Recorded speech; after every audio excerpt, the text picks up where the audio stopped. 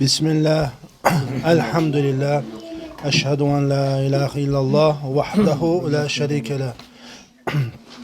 Ve eşhedü enne Muhammeden abduhu ve rasuluhu. Sallallahu ve sellem aleyhi ve ala alihi ve sahbihi ecmaîn emme ba'd. Öncələ qardaşımızı təbrik edirəm. Allah subhanahu ve teala onun övladını salih olardan etsin. Cənnətə daxil olmasına bir səbəb etsin və salih sələflərin etdiyi dua ilə dua etmək istəyirəm ki, Cəaləhəllahu mübarəkən aleyk və alə ümmət Muhammed sallallahu aleyhi və səlləm. Allah sənə bu övladı mübarək etsin, həm də Muhammed ümməti üçün bərəkətli etsin.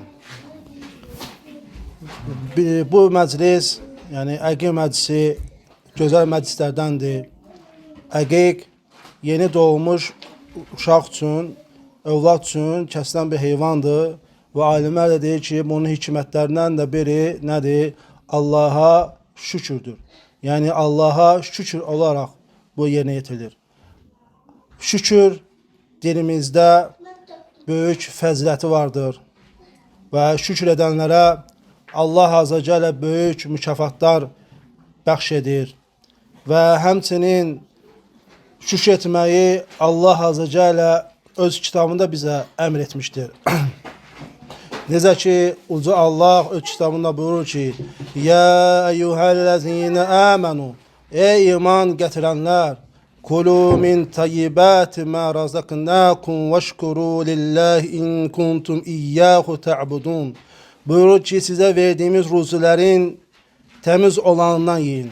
Əgər Allaha ibadət edirsinizsə, ona şükür edin. Və digər ayədə Allah subhanahu ta'ala buyurur ki, Rəbbiniz belə bildirmişdir. Əgər şükür etsəniz, sizə olan nemətimi artıraram. Yox, əgər nankarlıq etsəniz, bilin ki, mənim əzabım şiddətlidir. Və habelə Allah subhanahu wa ta'ala Nəml surəsinin 40-cı ayəsində buyurmuşdur ki, وَمَنْ شَكَرَ فَإِنَّمَا يَشْكُرُ لِنَفْسِهِ وَمَنْ كَفَرَ فَإِنَّ رَبِّ غَنِيٌّ كَرِيمٌ. Buyurur ki, kim şükür etsə, ancaq öz xeyrinə şükür etmiş olar. Kim də nankar olsa, bilsin ki, həqiqətən də Rabbim onun şükrünə möhtac deyildir və səxafətlidir. Və gördüyünüz kimi ayələrdə Allah Azə Cəllə bizə şükür etməyi tövsiyə etmişdir, əmr etmişdir. Çünki şükür ibadətin ruhudur. Şükür nemətləri qoruyur və ona görə də hər bir müsəlman üzərində olan nemətlərə görə şükür etməlidir. Və Allah Rasulü sallallahu aleyhi və səlləm buyurmuşdur ki, müminin işi qəribədir. Həqiqətən onun bütün işləri xeyirdir. Bu mömindən başqa bir kəsə məxsus deyildir. Ona sevindirici bir şey gəldikdə şükür edər. Bu onun üçün xeyir olar. Ona xoşa gəlməz bir şey gəldikdə isə səbir edər. Bu onun üçün xeyir olar. Və yəni şükür etmək möminlərin sifətlərindəndir. Və şükür mömin üçün saadətdir, xoşbəxtlikdir. Şeyx Salih Əl-Fəvzan Hafizullah buyurur ki, saadətin ünvanı üçdür. Əgər nemət verilərsə, şükür edər. İmtihan olunarsa, səbr edər. Günah edərsə, istiğfar edər. İbn Qeym Rahiməhullah buyurmuşdur ki, şükür üç cür olur. Qəlblə, yəni təvəzzükarlıq və itaətlə, dillə, tərif və etirafla, əzalarla, yəni əməl ilə, itaət və boyun əyməklə. Ha belə demişdir ki, Rahiməhullah, şükür qəlbdə təslimiyyət və tabiçilik ilə, əzalarda itaət və boyun əyməklə, dildə isə tərif və etiraf etməklə olur. Və yəni şükürün üç qismi vardır. Yəni şükür insan dillə yəni onu etiraf yəni tərifləməklə, sana etməklə, qəlblə yəni o nemətləri yəni etiraf etməklə, Allah Subhanahu taala'dan gəlməsini etiraf etməklə, yəni əzalarla, bədən üzvləri ilə həmin nemətləri, yəni Allah yolunda Allahın istədiyi yerlərə xərcləməsi ilə olur. Və birinci dedi ki, yəni şükrün rukunlarından biri nədir? Şükrün rukunlarından biri qəlbdən. Yəni qəlblə etiraf etmək nemətləri. Yəni bu da nəyə vasitədir? Bu da tövhidi vasitədir. Yəni insan qəlbdə insan etiraf edəndə nemətləri Allahdandır və bir tövhidi gerçəkdirmə bir vasitədir. Tövhid nədir?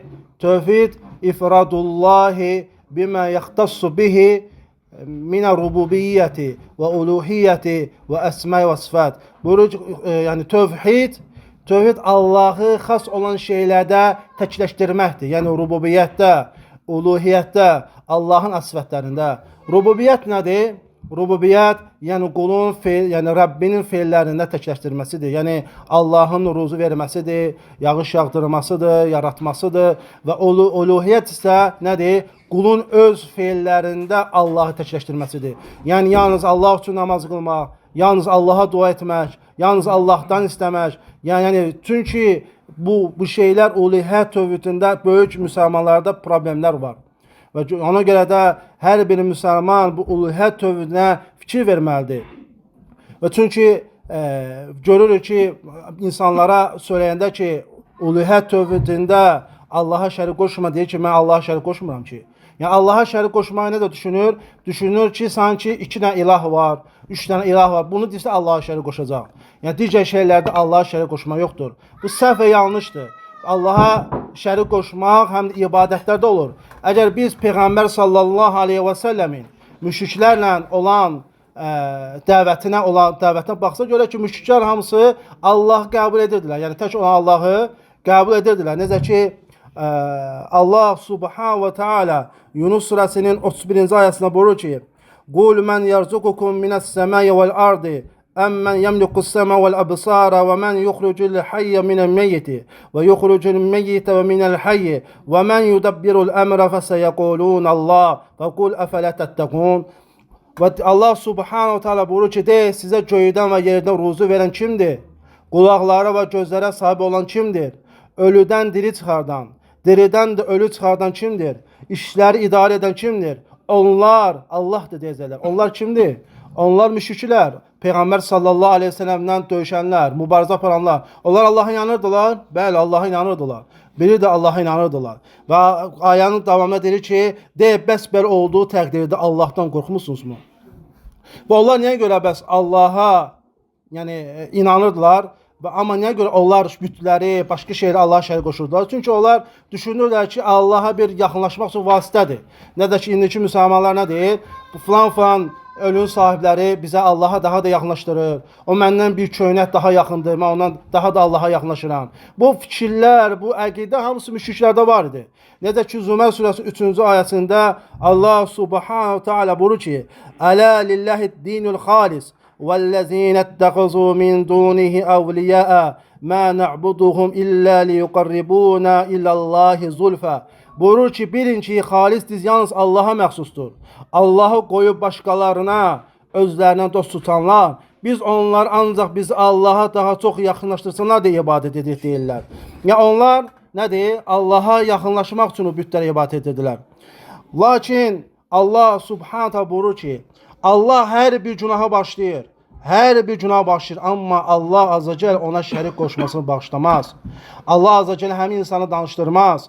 Allah subhanahu teala öz kitabında buyurur ki, İnnəllâhe lâ yəğfuru ən yuşrəkə bihi və yəğfuru mədûnə zəlikə limən yəşə və mən yüşrik billahi fəqad iftara ismən azîmə. Buyurur ki, Allah özünə şərik qoşulmasını əsla bağışlamaz. Amma bundan başqa olan günahları isə istədiyi şəxsə bağışlayar. Allaha şərik qoşan şəxs böyük bir günah edərək iftira atmış olur. Ona görə də hər bir müsəlmanın üzərinə düşən nədir? Tövhidi həyatında gerçəkləşdirsin ki, nədir? Cənnətə rahat bir şəkildə daxil olsun. Və buna görə də şükrün, yəni bir növlərindən biri nədir? Qəlbdən etiraf etmək Allahın nemətlərini. Yəni bilmək ki, yalnız bu nemətlərə verən mənə Allahdır.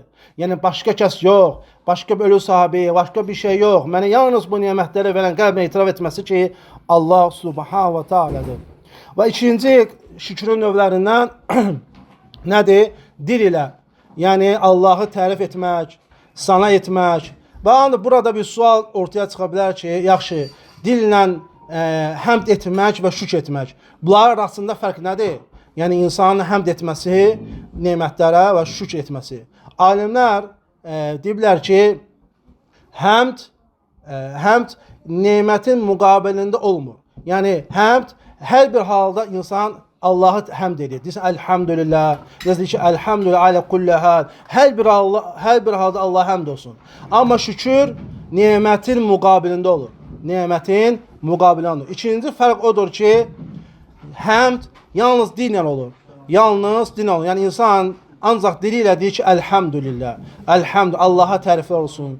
Amma şükür həm dil ilə, həm qəlbi ilə, həm də əzalar olur. Yəni bu həmdlə və şükrün arasında olan fərqlərdəndir. Üçüncü isə şükrün növlərindən insanın əzaları ilə və ya bədən üzvləri ilə nə deyir? Həmin o nemətləri Allahın istədiyi yerə xərcləməsi və ya Allaha ibadət etməsi, Allaha itaətində yönətməsi. Çünki günahlarla nemətlər aradan qalxır. İbn Qeym Rahimullah demişdir ki, qul üzərində olan Allahın nemətlərini şükr etmək qədər bir şey ilə qorunmamışdır. Və o nemətlərin aradan qalxmasına Allah'a asilik etmək qədər bir şey ilə məruz qoymamışdır. Ha belə demişdir ki, Rahimullah, günahlar nemətləri yandıran oddur. Od odunu yediği kimi günahlar da nemətləri yer. Günahlar nemətləri bir aradan qaldırmağa davam eder. Hətta bütün nemətlər yox olar. Və Cüneyd İbn Muhammed'dən Rahimullah'dan soruşurlar, nəyi şükrün həqiqəti barəsində? Belə demişdir Rahimullah, Allah'ın verdiyi nemətlərdən bir şeyi ona asilik etməkdə istifadə etməmək. Yəni insan Allah'ın ona verdiyi nemətləri doğru yerə xərcləməlidir. Yəni kasıblara, öz ailəsinə, övladına, atasına, anasına xərcləməlidir. Yoxsa siqaretə, arağa, qumara, zinaya pul xərcləməli deyildir. Allah'ın verdiyi nemətlərə bu şükür deyil. Allah'ın sənə verdiyi nemətlərə şükür ailənə xərcləməkdir. Övladlarına, Allah yolunda kasıblara. Yəni bu cür xərcləməkdir.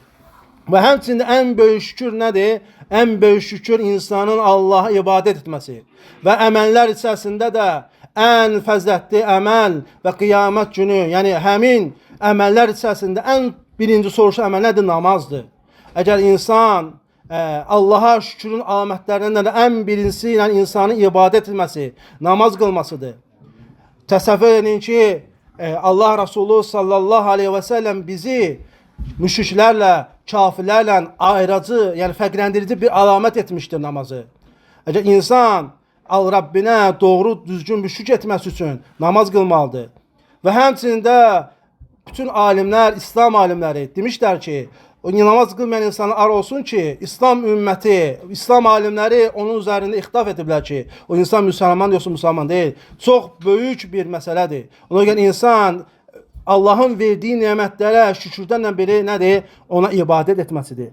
Bəzi insanlar görür ki, deyir ki, mənim qəlbim təmizdir, mən ibadət etməsəm də olar.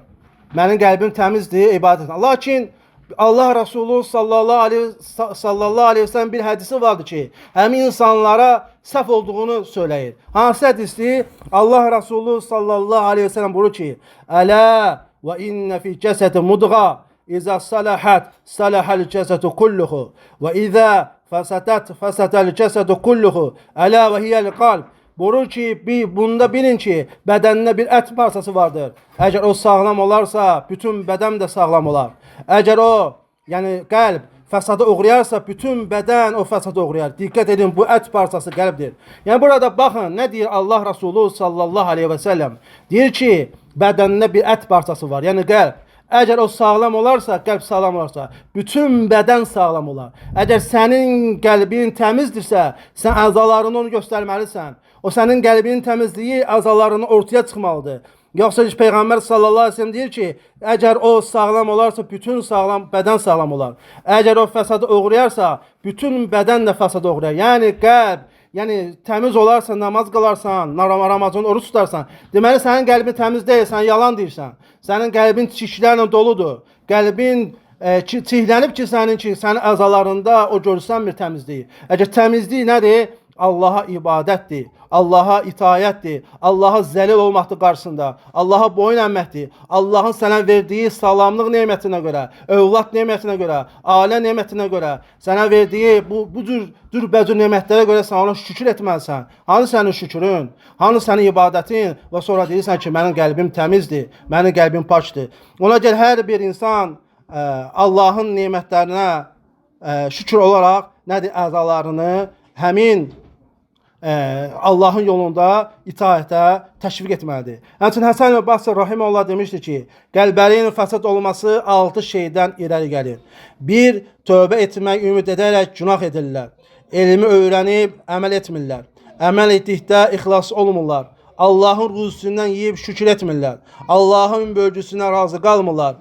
Ölülərini dəf etdikdə ibrət götürmürlər. Və İbn Teymiyyə rahimehullah deyir ki, şükür edənlər o kəslərdir ki, iman nemətinin qədrini bilirlər və buna görə Allaha şükür edirlər. Və sonda da unudulmuş bir sünnə vardır şükürlə bağlı. O da nədir? Şükür səzdəsi etməkdir. Yəni xoşa gəlməyən bir şeyi dəf etdikdə və sevindirici şey hasıl olduqda şükür səzdəsi etməkdir. İbn Qeym rahimehullah buyurur ki, sevindirici nemət təkrarlandığında və ya cəza aradan qalxdıqda şükür səzdəsi etmək Allah Rəsulunun sallallahu aleyhi və səlləmin və sahabələrin yolundandır. Və İmam Bağavi rahimehullah demişdir ki, nemət baş verdiyi zaman şükür səzdəsi etmək Peyğəmbər sallallahu aleyhi və səlləm yolundandır. Nə qədər çox nemət gözləyən və ya bəlanın dəf edilməsini və aradan qalxmasını gözləyən vardır. Və bu da unudulmuş sünnədir ki, insan ondan nəsə bir şey dəf olduqda, sıxıntı aradan qaldırdıqda və yaxud da ona gözəl şeylər, sevindirici şeylər hasıl olduqda şükür səjdəsi etsin. Allah subhanahu teala dua edirəm ki, etdiyim bu tövsiyələri hər bir üçün faydalı etsin. Və yenə də qardaşımızı təbrik edirəm ki, Allah subhanahu və teala onun övladını salih övladlardan etsin. Subhanaka Allahumma bihamdik, əşhədu en la ilahən əstəğfiruka və etûbu ileyk. Allah sizdən razı olsun.